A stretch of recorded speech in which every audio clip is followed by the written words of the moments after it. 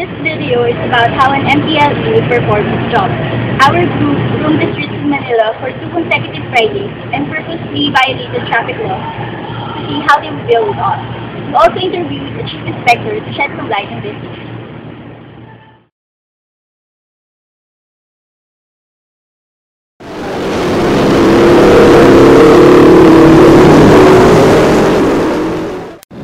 Siya po si Mr. Juanito Rafael, Police Inspector ng Las Piñas for the traffic enforcement.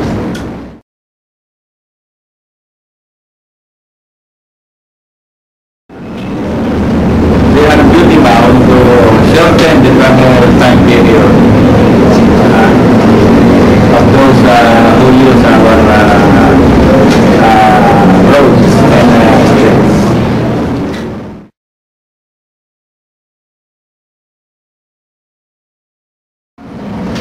7.5 to 8.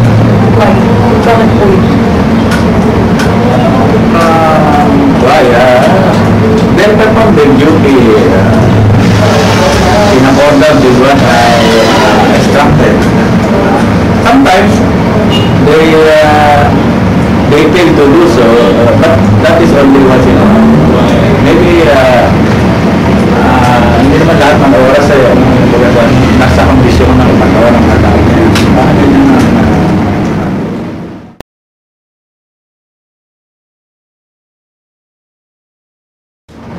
Just in case they fail to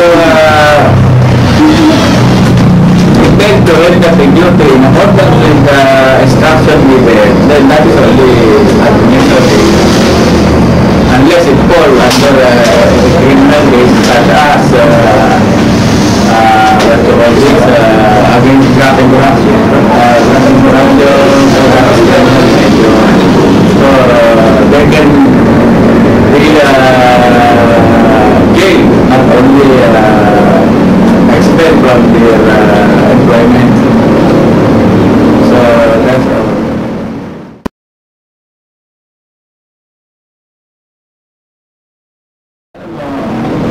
Basta pumasok ka sa isang katulad na ganitong trabaho, marunong pa ka na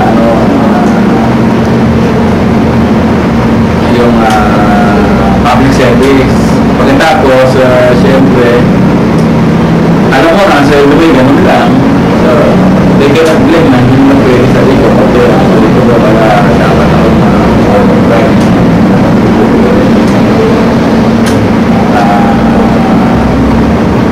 alam na nila, sweldo nila hindi lang dahilan para magsabi ng pag-drive. So, the moment the action is unlawful, we should expel it.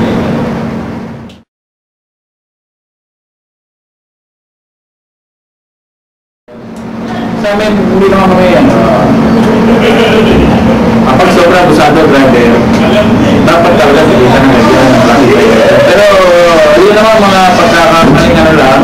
So yung at first timer, medyo one muna kami. Kasi mahirap din yung ng mga driver. Maiging ngayon, nagbaba ng konti gasolina. Pero nung masagsagan na, tatasag gasolina. So humihingi sila ng tawag dito, ng karagdagang pamasahe na dapat tunawain din natin. Hindi dapat pagkatapos makahuli pa sila ng mga abusadong traffic enforcer na nakakawa rin. So, pag talaga abusado, hindi natin nga ulitin. Pero yung mga testament, sometimes lenient kami. At pero kapag mga second traffic violators, tinipita. Let's see whether the Chief Inspector's expectations are being followed by the traffic enforcement.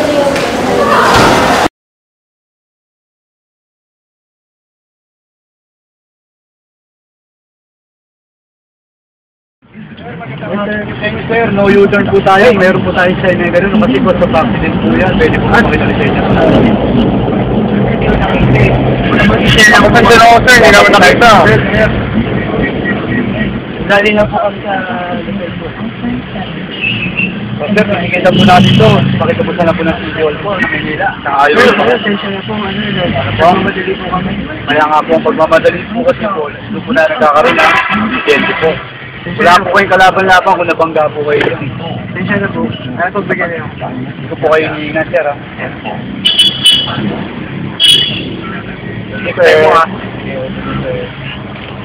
In this case, the MLTE chose to accept the so-called bribe for its own sake, rather than issuing the ticket to the driver. This issue is becoming common to almost all the traffic enforcers.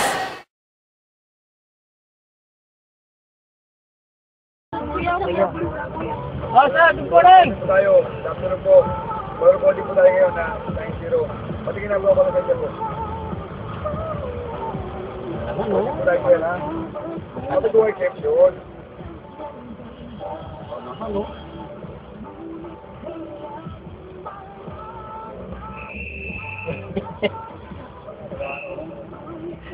Hindi talo pa pag Maynila eh. Ayaw tayo dito.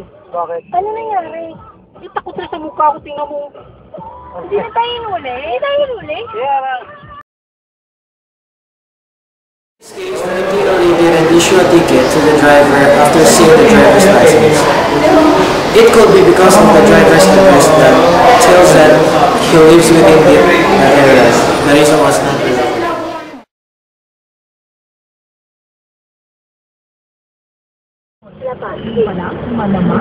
Tension ka ba? Tension ako kuya. Hindi namin ano. Mamadali lang ko kami. Mamadali lang ko kami. Tension ako. Ano ba? Sorry po, mamadali ko kami. Walang voting po kasi kay sir eh. sir, sir, baka pwede mo lang ihulog kayo muna kaya no? Oo eh. Magbigyan na ako kami. Ito araw-araw, marami kami na Ay, hindi kayo. Ay, nagkakam na. dito lang sir. Saan? Yan eh. Gusto mo siya tawagan muna natin si... Huwag naman sa tawad lang ko eh. Makakabala pa tayo niya. Ito na lang, mahirap yung ano namin. Kaya pa kami gagawin. Tatapotin pa tayo. Maraming nga lang kita. Brother Mark. Tawagan natin. Wait lang. Huwag muna. Oo. Maraming ano. Hindi na tinaldo.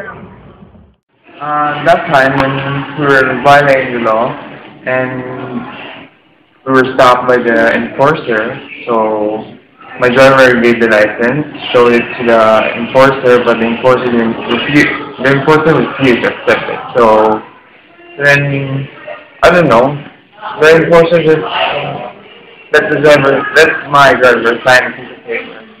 So, and we realized that that's nothing but just black papers.